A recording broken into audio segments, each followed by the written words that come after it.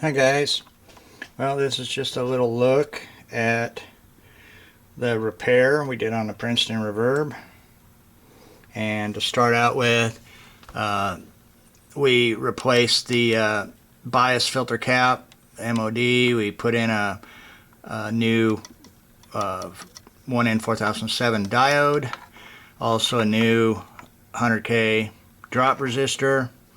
The trimmer pod here is fine and works, so we left that.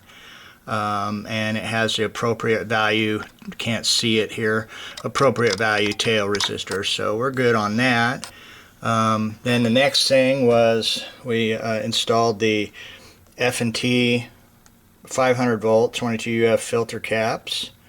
We also replaced the carbon comp with metal oxide on the 18K dropping resistor here and here. They were carbon comps that we replaced with the metal oxide. And then we can go, also straightened out, showed already, but straightened out the wiring on the mains input. We now start at the preamp here. We replaced the 2.7K or 2.2K with a 1.5, and the 0.68 capacitor we changed with a MOD 25 UF according to the schematic. And now on the first valve's cathode, first triode's cathode. And then we changed the tone caps to a 0.1 UF and a 0.047, which before it was just 2.02 caps. So we brought them back to schematics spec.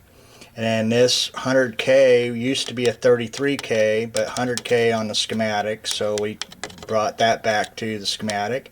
This black coupling cap was a 470 picofarad, and the schematic calls for a 250 picofarad, so we replaced that with the appropriate value. These two plate load resistors were 220K, and we replaced those with carbon film 100K resistors according to the schematic. So if we look at the schematic, all that can be seen here. The 1.5K and the 25 UF cap, then the 0.1, the 0.047, the 100K, the 250 pico, and the two 100Ks here. All that was wrong before, so we replaced it with the correct value components. And the other thing is this resistor here was a 2.2K. It's supposed to be a 1.5K, which again on the schematic, there's your 1.5K, and that before it was a 2.2K. And so we replaced that with the appropriate value. And then we did that, and then we went with new MOD electrolytic bypass caps, and this 2.2K was fine, and that's what the schematic calls for, that resistor there.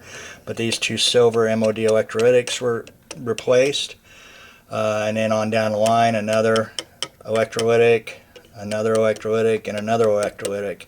All MOD electrolytic caps, fresh 25 UF bypass caps, all have been replaced. And we adjusted the bias.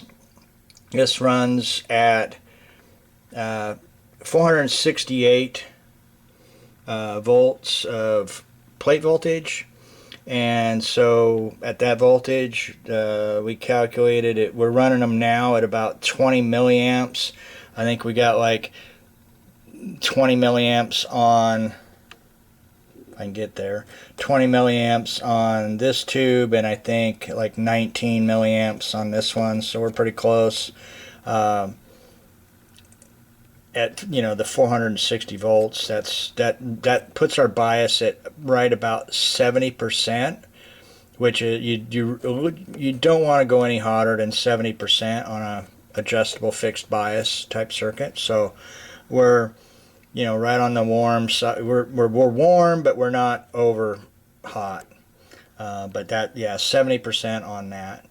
You can go down as low as 50%, which is considered cold. 60% is like they say is average, and then 70% you really don't want to go higher than that. Some amps will push them hotter, but we just want to keep it, at 70% or below. So we're good there. And yeah, she sounds pretty good. When I come back, we will take a quick break and we'll go ahead and put the amp in its chassis and give it a little play test and see what she sounds like. Okay, now for a little sound demo.